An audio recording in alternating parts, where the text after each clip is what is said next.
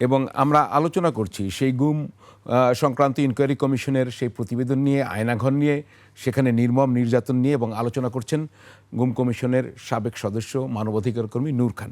যেখানে আমরা থেমেছিলাম যে আপনি বলছিলেন যে সে আয়নাঘরের জায়গা, সেই জায়গা আরও একটি কথা বলতে চাচ্ছিলেন আপনি। জি, আমি আয়নাঘরের জায়গায় আসার আগে আমি আরেকটি ঘটনা বলতে চাচ্ছি।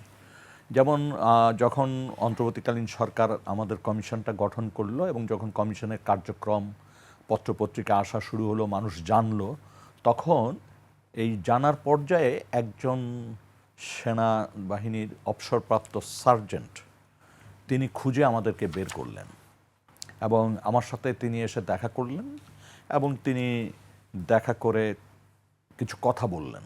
তার ভিতর একটা কথা হচ্ছে, তিনি এরকম একটি টিমে ছিলেন যে টিমে র্যাবের তিনি সদস্য ছিলেন এবং তিনি একটা মন কষ্টের ভিতর জায়গা থেকে তিনি আমাকে বলছিলেন। কষ্টটা কি?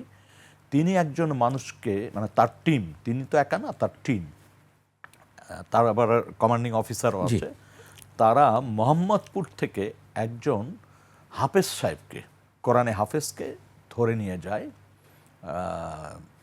প্রায় ভোর রাত্রের দিকে। এবং তিনি ওই যখন ধরে নিয়ে যায়, তাদের কোনো সুযোগ ছিল না নাম জিজ্ঞেস করার বা নাম জানার বা চেহারাটা দেখার, কারণ যখন মানুষকে ধরে তার কয়েক সেকেন্ডের মধ্যেই জমটুপি পরিয়ে ফেলে, ওই কালো টুপিটা পরায় ফেললে কিন্তু কেউ খেয়াল করতে পারে না যে কাকে তারা ধরল, আর নাম জিজ্ঞেস করার কোনো সুযোগ তাদের ছিল না। কিন্তু এই ব্যক্তিটিকে ধরে নেওয়ার সময় যখন রাস্তা দিয়ে যাচ্ছিল মাইক্রোবাস, তখন আজান দেয়। তখন এই ব্যক্তিটি বলেছিল যে, ভাই, আমি কিন্তু কোরআনে হাফেজ, আমাকে একটু নামাজ পড়ার সুযোগ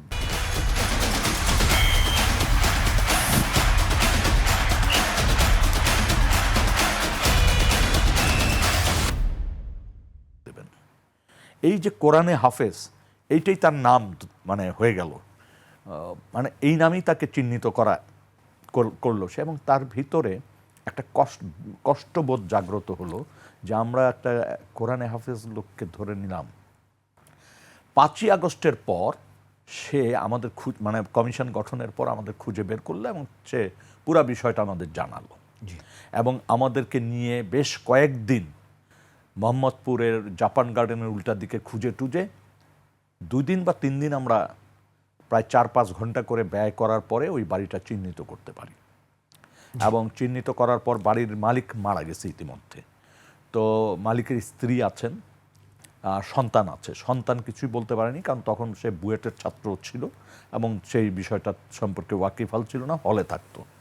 তো তার মার সাথে যখন কথা বললাম, তার মা কনফার্ম করলো যে ইয়েস, আমাদের দোতলা থেকে নিয়ে গেছে, মানে আমাদের এই বিল্ডিং থেকে নিয়ে গেছে। কোরআনে হাফেজ হতে পারে, নাম জানে না। এবং পরবর্তীতে যেটা জানা গেল যে সে মোহাম্মদপুর থানা ছাত্র শিবিরের সম্ভবত প্রেসিডেন্ট অথবা সেক্রেটারি ছিলেন, হাফেজ জাকির। হ্যাঁ।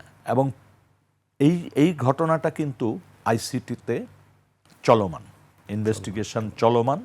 এবং এইটিতে আমাদের কাছে সে যখন এটা বলেছে, পাশাপাশি সে আরও কিছু নাম দিয়েছে ওই টিমের যারা মেম্বার ছিল। পরবর্তীতে আইসিটি সম্ভবত তাদের সাথে যোগাযোগ করে তাদের সাক্ষাৎকার, তাদের সাক্ষ্য গ্রহণ করেছেন।